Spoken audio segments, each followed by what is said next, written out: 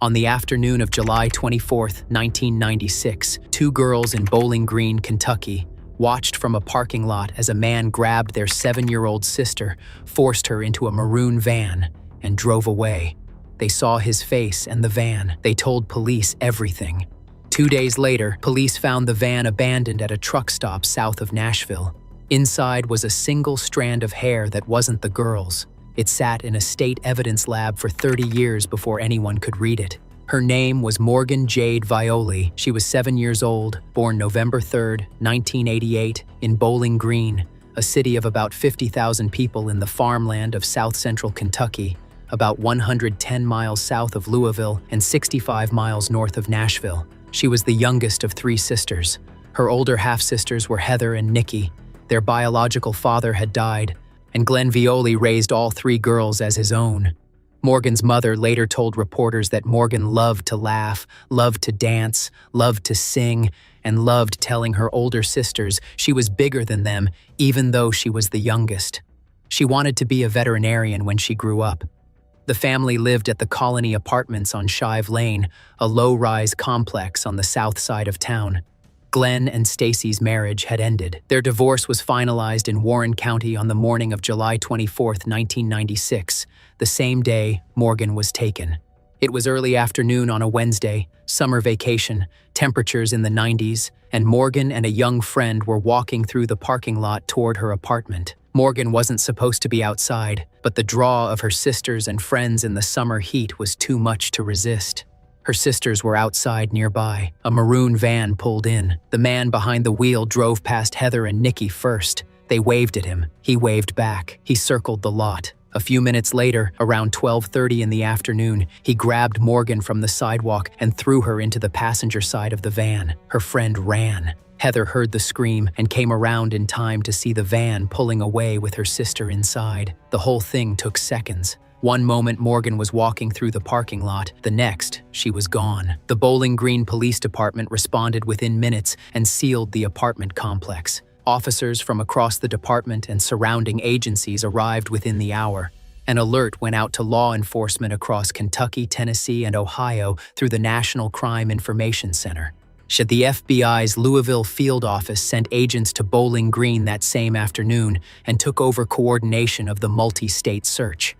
A witness described the suspect as a white man in his 20s, thin, tanned, with shoulder-length brown hair, wearing blue jeans and a white t-shirt with a sharp, distinct nose. A forensic artist at the Kentucky State Police headquarters in Frankfort produced a composite sketch from the witness descriptions, and it was distributed across 3 states within hours. 2 days later, police found the van abandoned at a Union 76 truck stop in Franklin, Tennessee, in Williamson County, about 80 minutes south of Bowling Green.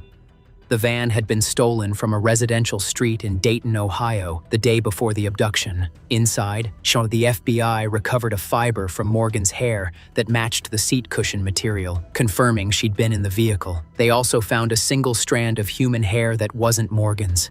The fiber linked Morgan to the van. The hair belonged to whoever had been driving it. 3 months later, on October 20th, 1996, a woman walking her property in White House, Tennessee, found a child's remains in the woods near a barn off the highway. It was Morgan. She'd been suffocated. The Robertson County medical examiner confirmed the identification. Her funeral was held at Eastwood Baptist Church in Bowling Green. 500 people came. Pink flowers sat on top of a small purple coffin, a combination of her favorite colors. Her classmates at Warren Elementary School were told they would never see Morgan again. When the community held a candlelight vigil that ended outside Morgan's apartment building, people left stuffed animals and flowers at the entrance to the parking lot where she'd been taken. Morgan's mother said later that 3 or 4 years passed before she and her daughters could even have pictures of Morgan on display in their home.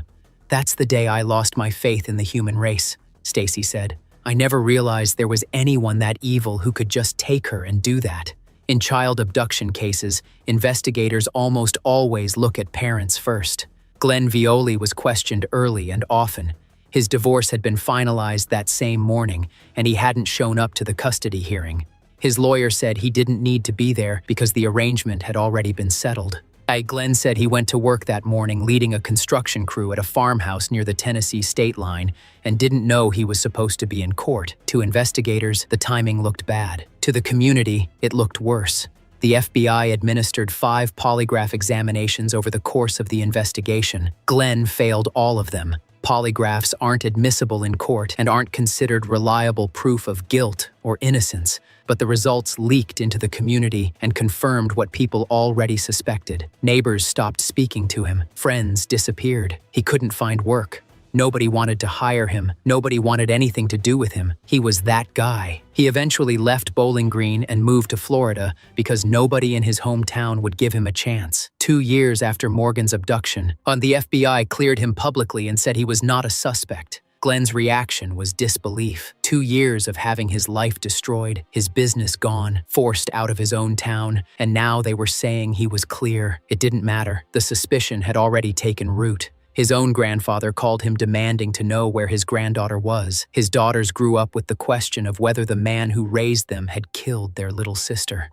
Heather would later say that she saw the man's face that day in the parking lot and it changed her forever. Nikki said she was afraid she'd looked the killer in the eye at some point in the years since and didn't know it. The suspicion tore the family apart from the inside. Glenn cooperated with investigators at every stage and maintained his innocence for 3 decades. Yet he later said the weight of it nearly killed him. He thought about ending his own life, but decided it wouldn't make anything better and wouldn't bring Morgan back. He worked whatever jobs he could find, wherever he could find them, and waited for the truth to come out.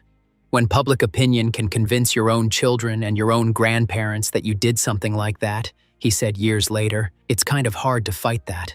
The community of Bowling Green was changed by the abduction. U.S. Attorney Bumgarner, who grew up there, would later say at the press conference that people remembered the fear. Parents were suddenly worried about their kids riding bikes in the driveway or playing basketball outside. For years, Bowling Green feared that Morgan's killer was living among them, that one of their neighbors was the man in the van. Meanwhile, the hair strand from the van sat in the Kentucky State Police Forensic Laboratory in Frankfort, about 150 miles northeast of Bowling Green.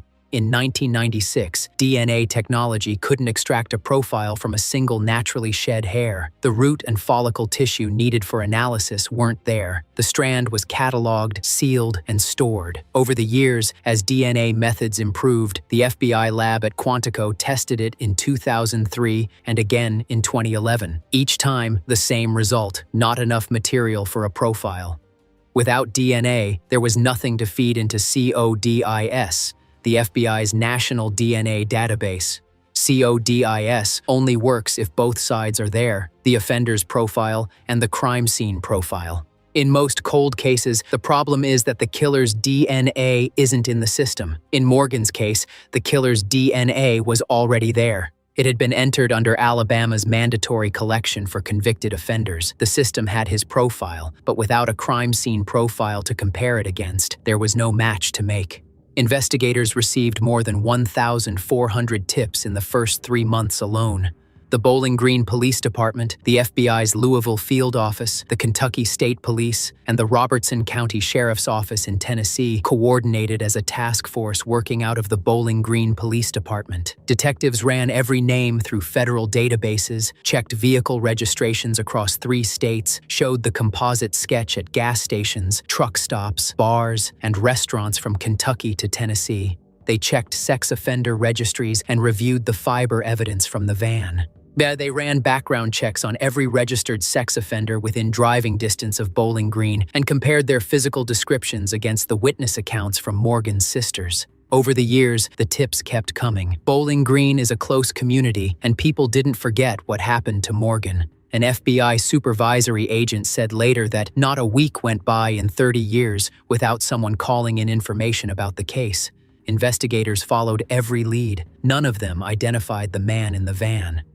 The man who took Morgan had been running from the law for months before he reached Bowling Green. In December 1988, he committed an armed robbery at a convenience store on the south side of Montgomery, Alabama. He was arrested, convicted of first-degree robbery in Montgomery County Circuit Court, and sentenced to a lengthy term in the Alabama prison system. He escaped from a work detail on April 3, 1996. He stole a car from near the prison and fled north. Prison officials also had paperwork in his cell about how to hotwire cars. While in prison, guards had found 2 photographs of underage girls in his cell during a routine search. The discovery was documented in his file but didn't trigger additional charges. He traveled more than 800 miles up the eastern seaboard. He made it to Mount Carmel, Pennsylvania, a small coal town in Northumberland County in the central part of the state. Along the way, he robbed an elderly woman and stole her car. On May 20th, 1996, a 7-year-old boy found him sitting in a children's treehouse in a residential neighborhood. Something about it felt wrong, so the boy told his mother. She called the police immediately.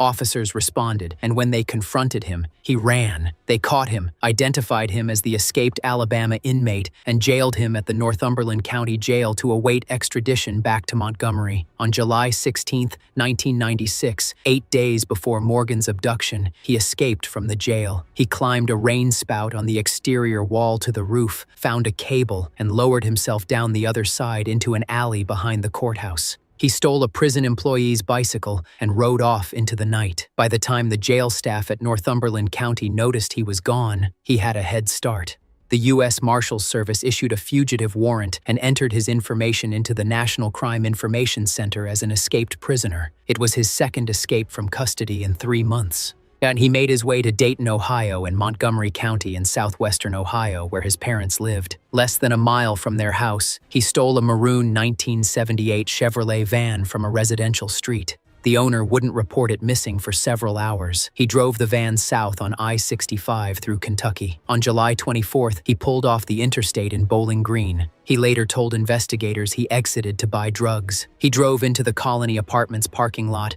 and saw children playing outside. He grabbed Morgan, threw her into the van, and drove south toward Tennessee. She was crying and screaming. He told her he was taking her to her father to try to calm her down. She fought him the entire way. He got off I-65 at White House, Tennessee, about 30 miles south of Bowling Green, and pulled over near a barn off the highway. He climbed into the back of the van, covered her mouth with his hand, then placed a handkerchief over her mouth and pulled it with both hands until she stopped breathing. He stripped off her clothing because he was worried about DNA evidence and dumped the clothes in a dumpster. He left her body in the woods near the barn.